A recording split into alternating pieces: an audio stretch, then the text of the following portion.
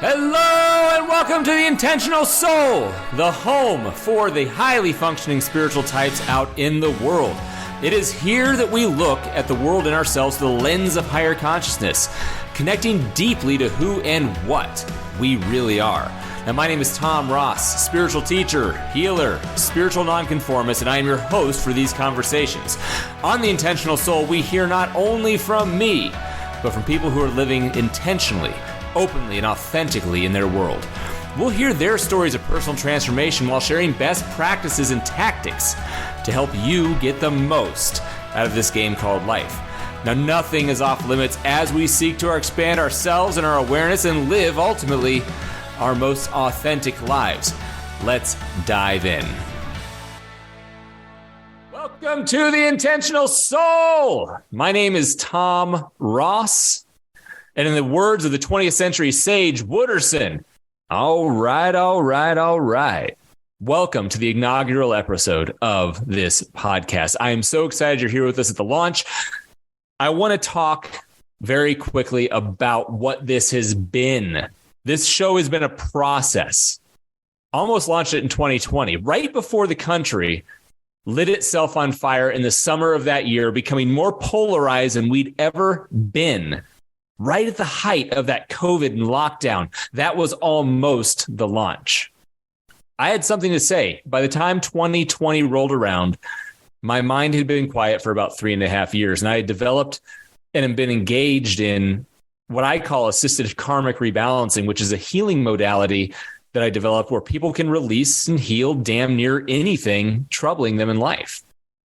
And in 2020, I had perspectives to share, which had been making a powerful difference in my life and the lives of others for years prior.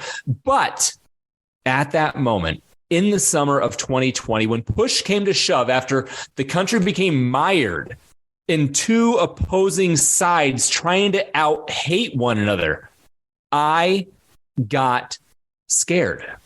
Something inside me at that point said that I wasn't ready to be seen yet. I wasn't ready to be heard yet. I retreated. I ran away. I focused. I put my head down. I focused on my mortgage business. I ignored this part of me, this part that's compelled to speak into a microphone and share now. I buried it. I hid it. And have you ever tried to hide from yourself?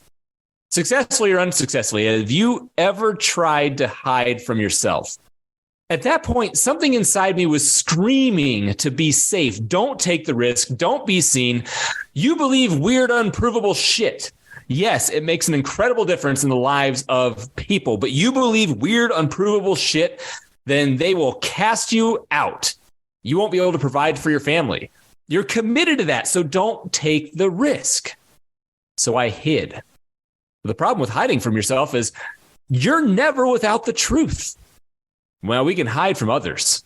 We can blame others. We can blame situations. We can blame circumstances. We can bury the truth deep.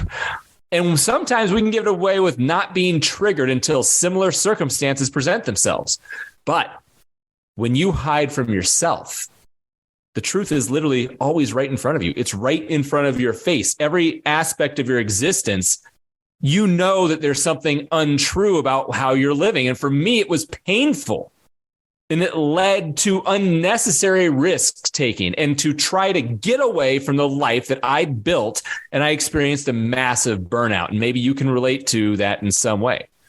So I hit a boiling point, and finally, in 2021, I decided that I was going to take a sabbatical year in the year 2022. And in 2022, I summoned the courage to actually take what was to be a 1-year sabbatical from a 22 to a 23-year career in mortgage finance, and really more than a decade in top production. And over the first half of that sabbatical year, I grieved and I healed for really what was more than a decade of self-denial. I'd been telling my friend, Jerry, that I wasn't supposed to be doing loans for my life for about 11 years, and that she'd had that, she'd had me for maybe 5 years, and now I was going to be out. And if I look back at my life at that point in time, I never took any interest in leadership or advancement within the ranks of the company. I never even started a 401k. Now, why would I? I was going to be leaving. It wasn't what I was supposed to be doing. Why would I plant roots or do anything if I felt called or compelled to do something else? Now, I didn't know what it was or what it even meant that I was supposed to be doing something else at that point. But I knew that there was something inside me that was calling. It's like Moana. The call wasn't out there and all, it was inside me. And I ignored it then. And even when I knew who it was, which really kind of happened, like the spiritual teacher healer thing happened in 2019, I still ignored it some more because I was scared of the disruption it would bring into my life. So this podcast has been a process. In 2022, I took a sabbatical. I healed, I traveled, and in July, sitting down overlooking the Pacific Ocean with my extraordinary wife, Kelly, I had this overwhelming feeling of I'm ready. It's time. That feeling just like washed over me. And I knew at that point it was time to step out. So in quarter 3 and quarter 4 of 2022, I essentially dissolved my old mortgage team. I sunset more than a decade of top production in the mortgage industry. I shed a considerable amount of tears. I said goodbye to dear friends, and I opened a small boutique brokerage where I could simplify my mortgage life, which is where bills primarily get paid at this moment, to allow for more fuller expression of whatever's coming through me as a spiritual teacher and a healer. I'm a man in transition right now. I'm between 2 points. I'm having let go of what was, and I'm in the middle between 2 things of where I'm let go of what was in the middle between what I'm ultimately becoming. And I kick ass and I do loans. I simplify. And I also help people heal themselves. And I give them I give spiritually curious ass kickers an opportunity to experience the phenomenon of karma and its release and how it affects their lives. Boyd Vardy, phenomenal book called The Lion Tracker's Guide to Life. He said something to the effect of that we can't skip the transformation and be transformed. We have to be in the process of becoming what we will be. And that's me right now. I'm in the process of becoming. I'm in that middle ground. He also said, and I love this, I don't know where I'm going, but I know exactly how to get there. And that's me too. I'm finding the next track and then the next one. My boutique mortgage brokerage, that's a track. My spiritual teaching and healing practice, that's another track. This podcast is a next track as well. So I thought maybe here in the beginning, at the inaugural episode of the Intentional Soul, we would have a quick conversation about what the show is and what the show isn't. Maybe set some expectations together and you can decide if this is content you're even interested in. So foremost, this podcast is geared towards the high-functioning spiritual types out in the world. Now, what does that mean? Well, I'm glad you asked. A high-functioning spiritual type, they're people that are really fully immersed in their world. They're out in our world. They're making things happen in their world. And maybe they're dealing with a marriage or relationship. Maybe you've got kids. Maybe you're up to your eyeballs in a career. Maybe you're juggling the expectations of others. Regardless, you tend to get it all done, and you're what most people around you would call an ass kicker. But you're also spiritual. And maybe you know exactly what you think about the world, life, the universe, God. And you're just here because you're drawn to this type of content. Or maybe your perspective about all of this, spirituality, consciousness, maybe that isn't so fully formed, but there's something you think, something you feel that's almost just seems like it's on the periphery of your vision. And maybe you're not even in a place where you know what any of this means yet, but you know that somehow you're connected to something deeper than the world you're living in on a daily basis. There's one thing you know, that you're not trying to overturn the apple cart of your life, that things are good, but you're nevertheless drawn to spirituality and you're pulled to deepen your understanding of your life and its place in this amazing tapestry that we all seem to be a part of. Look, whoever you are and wherever you come from, this podcast is for you. And so we're going to make some promises together as we start out. Promise number one, nothing is off limits. As we explore ourselves, our lives, our world through the lens of higher consciousness, and through the lens of more enlightened perspectives, we have permission to explore every single facet of the world around us. The world can be a complicated and messy place at times, full of opinions and positions, and there might be ideas or topics which are frankly confronting at times, and that's okay. Our perspectives and our ideas aren't anything but our own hallucinations about the world around us. They don't have to be everyone's. They just happen to be empowering for us. Feel free to disagree. Feel free to ask questions. Second promise, for the sake of functionality. I had an old mentor. She always used to say, for the sake of what are we opening our mouth? And I would always reply, for the sake of comedy, because I was a bit of a smartass. So in reverence to her, for the sake of functionality is my second promise. Part of having spiritual conversations, especially of the non-dogmatic variety, is we are absolutely going to delve into the woo-woo topics out there. And so for some of us, this is like catnip. We can't get enough of it. For others, this is the kind of thing that can send them running back to the safety and surety of the everyday life and routine, where we try to shut that part of ourselves off, that curious part of ourselves. Look, nothing is off limits. And we're going to talk about some pretty out there, some pretty woo-woo concepts and ideas. Here's what I'm going to promise you. That everything we do together is for the sake of functionality in our lives, to deepen your understanding of yourself and the world around you. Take what you like, leave what you don't. This is a subjective process. It's a subjective experience. I call the rapid enlightenment process and the advanced rapid enlightenment process, which is the methodology developed by Matthew Ferry that I'm a contributor on right now. I call it practical mysticism. It's for the sake of practicality and functionality in life. Promise number 3. I don't pretend to know. And one of the things that you're going to quickly find out about me is I don't pretend to know anything. I've got beliefs. I've got hypotheses based on a set of subjective experiences. I think the thing that makes me unique is I pretty much acknowledge that everything's a hypothesis and subject to revision. I don't have a lot of fixed positions that are no matter what. I test the beliefs and hypotheses and experiences I have in a variety of ways, and I draw my own conclusions for what I find empowering. And that said, I still don't know anything. Now, I might find out tomorrow that X or Y or Z belief that I have chosen no longer seems quite accurate, and I'm okay with that. I'm anti-dogmatic, which I guess is actually a kind of dogma. So I guess let's say I'm adogmatic, or maybe that's a type of dogma as well. I don't know. Regardless, I'm into dogma busting. My own, other people's, all dogma is subject to test. And I'm completely at peace with not knowing. The world is full of spiritual types who, if they don't outright profess to know, they put on a show. They certainly act as if they really know what's going on. And they position themselves as individuals of spiritual authority. Maybe they set themselves up as gurus or conduits through which people have to go to obtain the spiritual information that they need.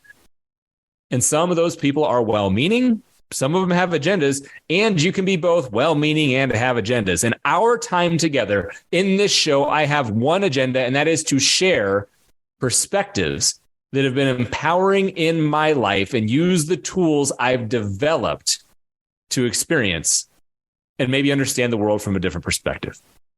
So what kind of tools and perspectives are we talking about here? Well, the perspectives are what we'll call in the rapid enlightenment process, enlightened perspectives. A lot of us have dogma and stigma associated with the word enlightenment, but there's actually nothing mystical about it. It's just contextual framework. My friend and mentor, my teacher, Matthew Ferry, coined it like this.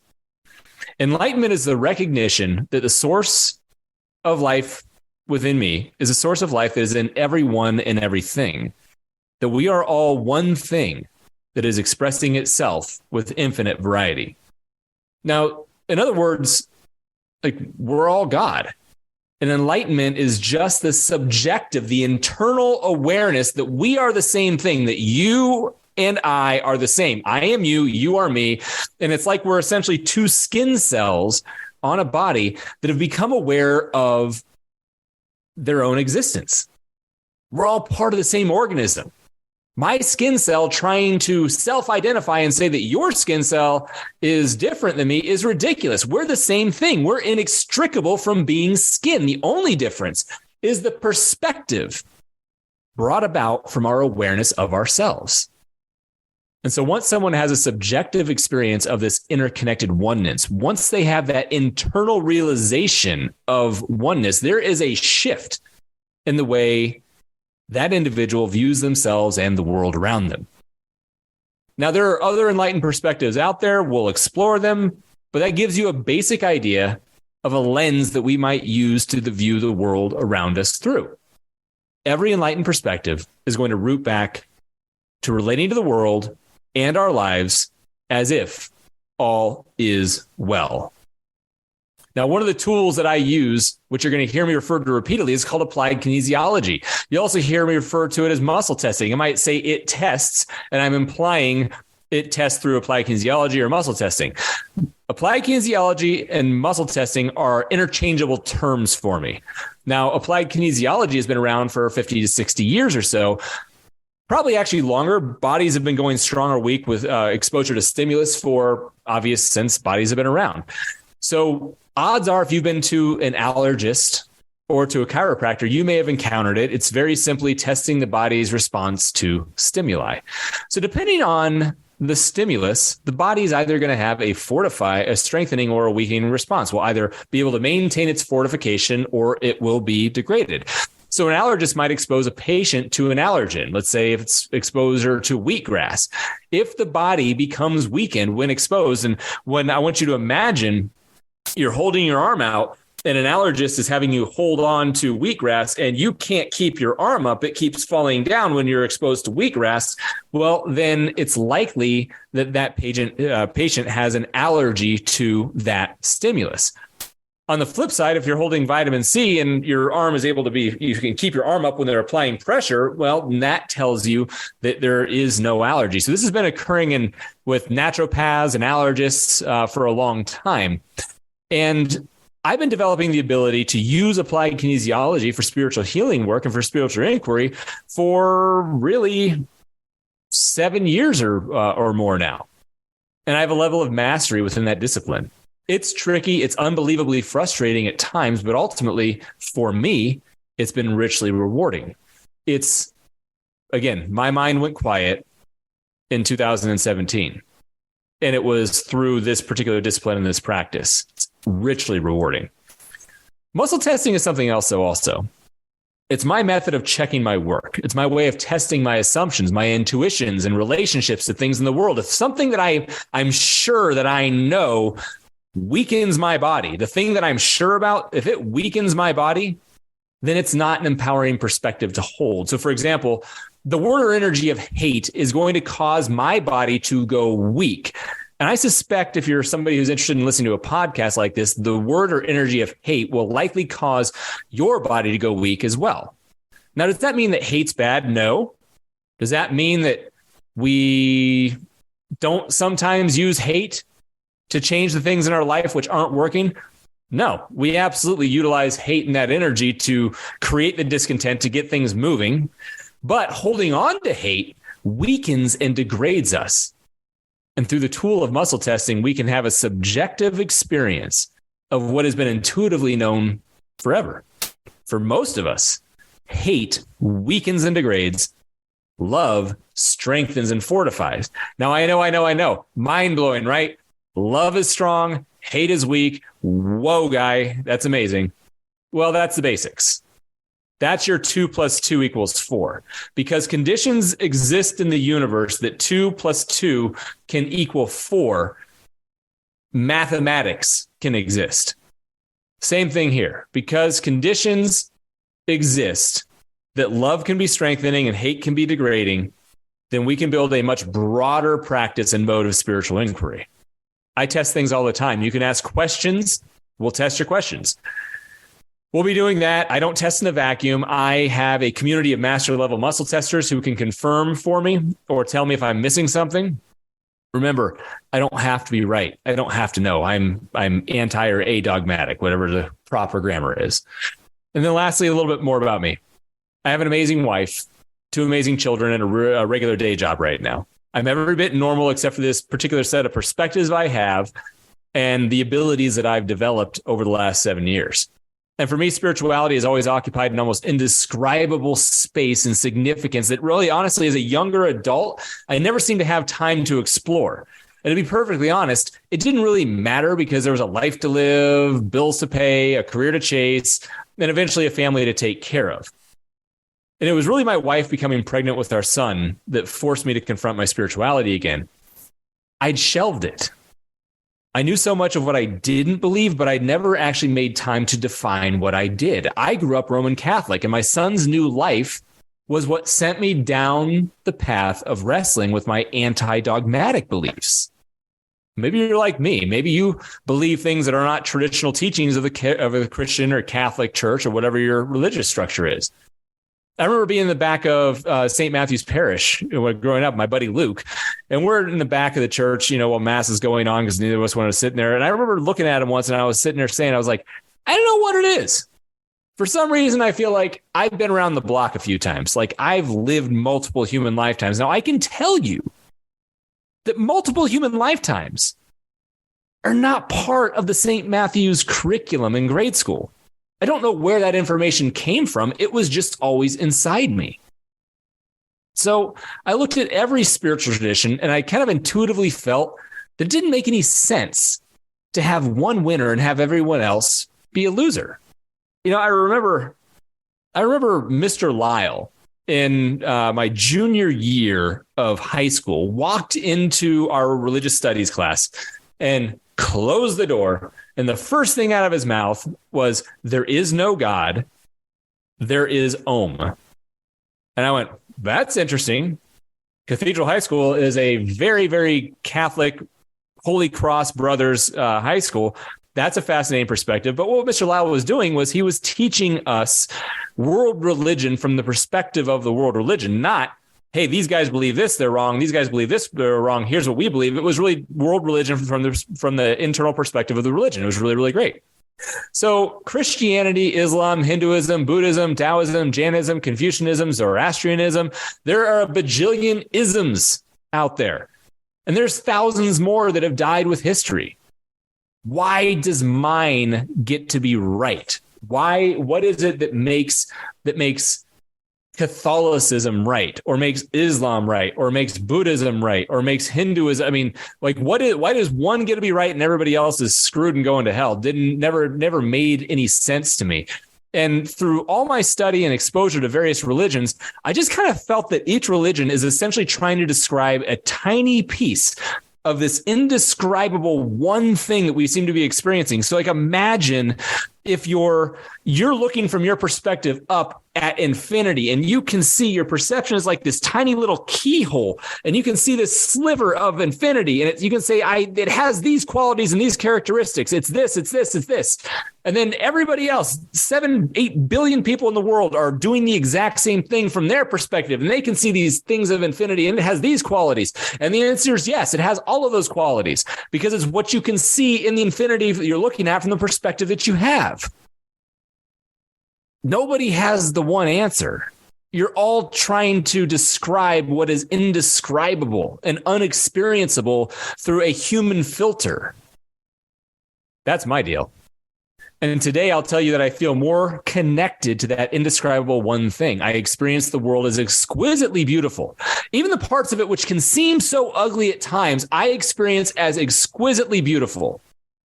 Now, am I perfect? No. Do I yell at my kids when they're doing something stupid? Yep. Of course I do. Can I get taken off track at work? You bet. But there are perspectives available in a way of experiencing the world which are empowering in the most difficult or trying of times. And honestly, I'm just really excited to share them with you.